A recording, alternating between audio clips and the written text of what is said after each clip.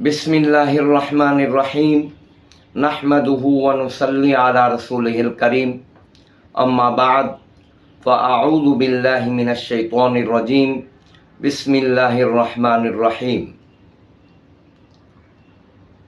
Tajweedul Quran channel से सजादुर रहमान आसिम आपकी खिदमत में हाजिर है और देखती आँखों सुनते कानों को सलाम अर्ज़ करता है।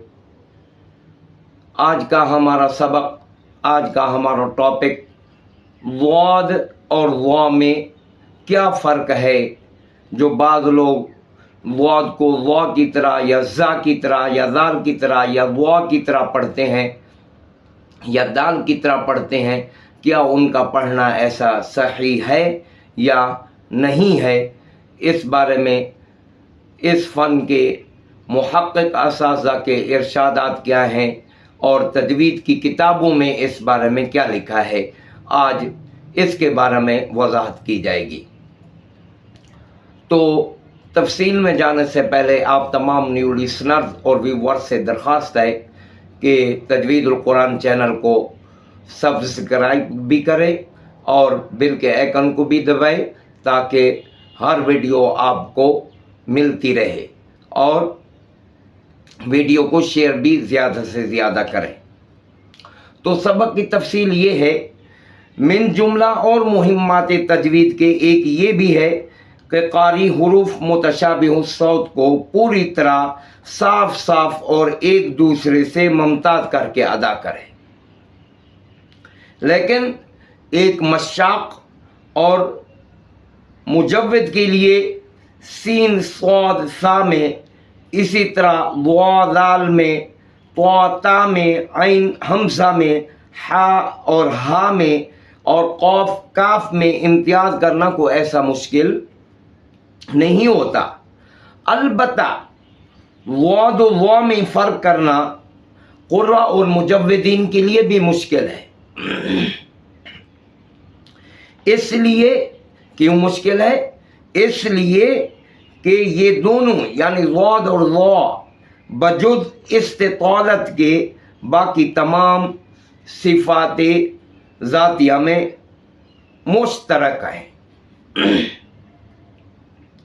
और इस इश्तराकी सिफ़ती की वजह से इन दोनों में बहुत ज़्यादा मुशाबहत भी पाई जाती है। हत्ता कि इस सिफ़ती इश्तराक की वजह से बाज़ लोग इस गलत फहमी में मुब्तला हो गए हैं कि इन दोनों में फ़र्क करना सिरे से ज़रूरी ही नहीं और वाद को वा के मखरज से अदा करना जायज़ है। लिहाजा इस गलत फहमी का इज़ाला बंदा खुदा ने करने की कोशिश की है, क्योंकि इन दोनों में तशाबुह है। लेकिन इसका मतलब ये हरगिज़ नहीं है कि ये दोनों एक हर्फ है, बल्कि ये दोनों अलग अलग हर्फ हैं और हर एक अपनी ज़ात में दूसरे से मुमताज़ है। ये जब ये इस बात को आपने मान लिया तो अब जो हजरात इसको वा के या जाल के या जा के या ख़ास तौर पर दाल के मुशाबे जो पढ़ते हैं, उनके गलत होने की आपके सामने दलील पेश की जाएगी। यूं तो सब हर्फों की अदायगी सीखने से ही आती है, मगर हर्फ वाद की सही अदा सीखने के लिए और हर्फों की निस्बत ज़्यादा मश्क और कोशिश की ज़रूरत होती है। इससे ये भी मालूम हो गया कि वाद को दाल, जा और जाल के साथ कोई इलाका ही नहीं। अब दलील सुनिए। इसलिए दाल वाद के साथ बजुज़ सिफ़त जहर के और किसी सिफ़त में शरीक ही नहीं है। सिर्फ दाल वाद में सिफ़त जहर में शरीक है। जहर का मतलब है इनकी आवाज़ बुलंद होगी। अब बुलंद होने का ये मतलब नहीं है कि वाद को दाल की आवाज़ देकर पढ़ो, ये मुराद नहीं है। बुलंद आवाज़ किसको कहते हैं? आवाज़ ऊंची हो, बस کیونکہ دال شدیدہ مستفیلہ منفتحہ ہے اور ضاد رخوہ مستعلیہ مطبقہ ہے، اور دال میں صفت قلقلہ کے بھی ہے۔ دال کی آواز جب ہم وقف کریں گے اس کی آواز ہلے گی، ضاد پر جب وقف کریں گے تو ضاد کی آواز ہلے گی نہیں، اور ضاد میں یہ صفت نہیں ہے۔ اور پھر یہ کہ ضاد میں صفت استطالت ہے۔ استطالت کے معنی درازی چاہنے کے ہیں، لمبائی چاہنے کے ہیں، جو دال میں نہیں ہے۔ اب دال کی آواز میں استطالت رکھیں، دال کی آواز میں بھی درازی کریں، پھر تو کام ہو گیا۔ اور گو ان دونوں میں اسمات ہے، لیکن اطلاق و اسمات کا اثر حرفوں کے اوپر اتنا زیادہ نہیں پڑتا، جس کی وجہ سے اسمات کو کوئی اثر دیا جائے۔ بہرحال اسی طرح زال بھی ضاد کے ساتھ صرف جہر اور رخاوت میں شریک ہے۔ زال جہر میں اور رخاوت میں شریک ہے۔ رخاوت کے معنی نرمی، جہر کے معنی بلندی۔ اب ضاد کو زال کے مشابہ کیسے پڑھیں گے؟ ان کی آواز دونوں کی بلند ہوگی، نرم ہوگی۔ اب نرمی کا یہ مطلب نہیں ہے کہ ضاد کو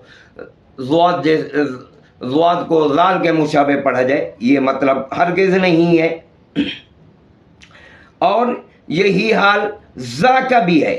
زا میں صفت صفیر ہے جو ضاد میں نہیں۔ اب ضاد کو زا کے مشابہ جب پڑھیں گے تو زا میں صفت صفیر پائی جاتی ہے۔ صفیر کے معنی ایک تیز آواز مثل سیٹی کی سی یا چڑیا کی سی ہے۔ اب ضاد کو چڑیا کی آواز دے کر کون پڑھتا ہے؟ کوئی نہیں پڑھتا، لہذا یہ بھی غلط ہوا۔ بہرحال نتیجہ یہ ہوا کہ ضاد کو مشابہت صرف اور صرف وا کے ساتھ ہی ہے اور کسی حرف کے ساتھ نہیں۔ رہا ان دونوں کا مخرج، وہ بھی الگ الگ ہے۔ تو ضاد و دال کا ایسے ہی ضاد و زال اور ضاد و زا کا بھی مخرج الگ الگ ہے۔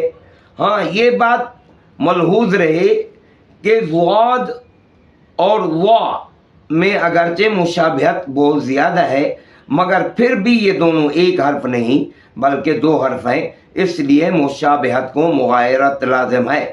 خلاصہ یہ ہوا کہ ضاد کو وا کی طرح ادا تو نرم اور پر ادا کرنا ہے، مگر اس کے اپنے ہی مخرج سے، یعنی حافہ لسان اور اذراس علیہ کی جڑوں سے، ما رعایت صفت استطالت کے۔ اس طرح ضاد صحیح ہوگا۔ اور استطالت کا مطلب یہ بھی نہیں سمجھ لینا چاہیے کہ استطالت کی وجہ سے حرف ضاد کی ادائیگی میں آواز کو گھمانا اور اس کو دیر تک مخرج میں چکر دینا، یہ بھی غلط ہے، جیسا کہ بعض لوگ اس کا یہی مطلب لیتے ہیں۔ استطالت کا مطلب صرف یہ ہے کہ ضاد کا مخرج چونکہ تمام مخرجوں سے زیادہ طویل اور لمبا ہے، اور مخرج کے طویل اور لمبا ہونے کی وجہ سے آواز میں کچھ درازی سی پائی جاتی ہے، اور اسی سے ضاد اور وا میں امتیاز ہوتا ہے، اس لیے کہ ضاد میں یہ درازی نہیں ہوتی۔ واللہ اعلم بالصواب۔ اسی طرح صحیح ضاد و وا کو صحیح ادا کرنے کا طریقہ اساتذہ فن اور محقق اساتذہ کے ارشادات کی روح سے یہ بیان کیا جاتا ہے کہ ضاد کو وا سے اور دال سے الگ رکھنے اور اس کے صحیح ادا کرنے کی ترکیب یہ ہے کہ نو کی زبان کو وا اور دال کے مخرج سے جدا رکھ کر حافہ لسان کو داڑھوں سے لگاتے ہوئے صفت استطالت ادا کریں، اور بوجہ صفت اطباق بیچ زبان کو تالو سے ملا کے رکھیں، انشاءاللہ تعالی ضاد صحیح ادا ہو جائے گا۔ یہ کتابوں میں بھی یہی لکھا ہے، اور محقق اساتذہ اکرام رحمہ اللہ تعالی نے بھی یہی فرمایا ہے۔ یہ ہے ضاد اور وا میں فرق، لہذا آج کا سبق فی الحال اتنا ہی۔ اللہ رب العزت ہم سب کو ان مسائل کی روشنی میں قرآن مجید صحیح پڑھنے، تجوید کے ساتھ پڑھنے کی توفیق عطا فرمائے، اور ہم سب کو اخلاص کی دولت سے مالا مال فرمائے، اور ہم سب کو قرآن مجید اپنی رضا کے لیے پڑھنے اور پڑھانے کی، اور ہر دین کا کام چھوٹا ہو بڑا ہو اخلاص کے ساتھ اپنی رضا کے لیے کرنے کی توفیق عطا فرمائے، اور ہم سب کا خاتمہ بھی بالخیر فرمائے۔ وما علینا الا البلاغ المبین۔